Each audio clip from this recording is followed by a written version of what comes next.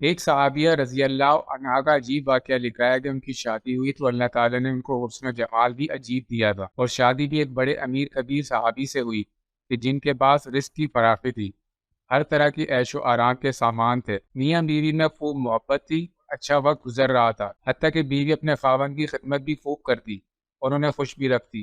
دونوں میاں بیوی خوشی خوشی زندگی گزار رہے تھے۔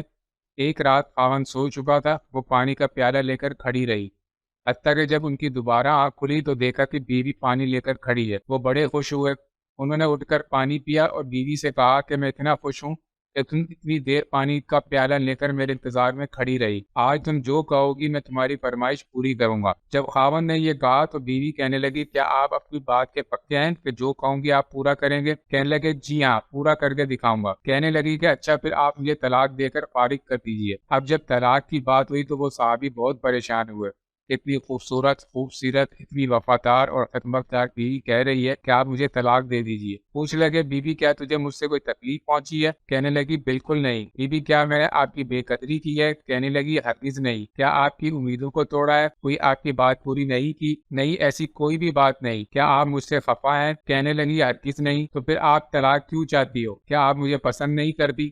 کہنے لگی، یہ بات بھی نہیں ہے، پسند بھی بہت کرتی ہوں، محبت بھی کرتی ہوں، اس لیے خدمت کرتی ہوں۔ آپ نے کہا تھا کہ میں آپ کی بات کو پورا کروں گا، لہٰذا آپ مجھے طلاق دے کر فارغ کر دیں۔ وہ صحابی حیران ہے کہ کون سی دے بیٹھے، کہنے لگے، اچھا صبح ہوگی تو ہم نبی کریم صلی اللہ علیہ وسلم کی خدمت میں جائیں گے اور آپ صلی اللہ علیہ وسلم سے جا کر فیصلہ کروائیں گے۔ وہ کہنے لگی، بہت اچھا۔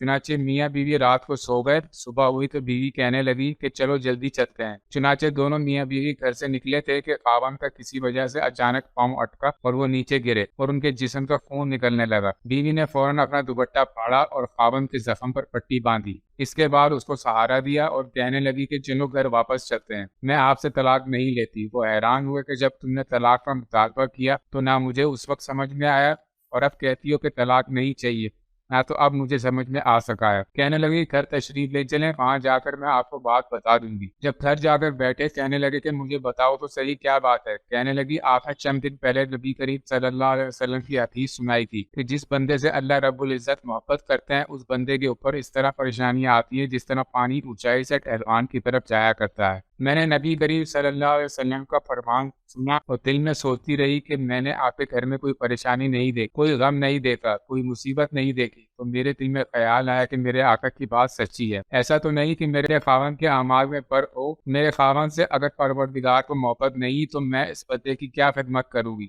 اس لیے جب آپ نے کہا کہ میں تمہاری بات پوری کروں گا تو میں نے کہا کہ میں آپ سے طلاق چاہتی ہوں، جس سے میرے پروردگار محبت نہیں کرتے۔ پھر جب ہم آپ صلی اللہ علیہ وسلم کی خدمت میں علم حاصل کرنے کے لیے جا رہے تھے، یہ اللہ کا راستہ تھا، آپ گرے اور خون نکلا۔ میں فوراً سمجھ گئی کہ آپ کو اللہ کے راستے کا غم پہنچا، مصیبت پہنچی، تکلیف پہنچی۔ یقیناً اللہ تعالیٰ نے آپ کو اپنی ناراضگی کی وجہ سے خوشیاں نہیں دی ہوئی، بلکہ اللہ تعالیٰ کو آپ سے محبت ہے۔ اب مجھے طلاق لینے کی کوئی ضرورت نہیں، اس لیے میں ساری زندگی آپ کی خادمہ بن کر آپ کی خدمت کیا کروں گی۔